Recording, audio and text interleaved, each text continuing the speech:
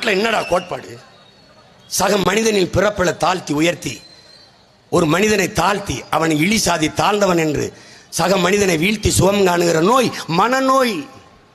அப்படிப்பட்ட ஒரு சமூகம் படைக்கப்பட்டிருக்கு.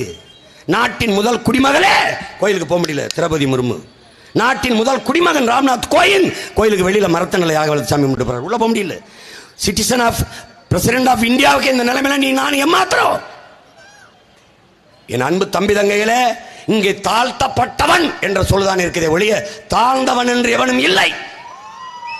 தாழ்த்தப்பட்டவன் என்றால் என்னை தாழ்த்தியவன் யாரா என்ற கேள்வி எழணும்.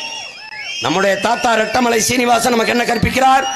இந்த கூட்டத்தில் எவன் பாறையன் என்று கேட்டால் நான் தான் என்று எழு.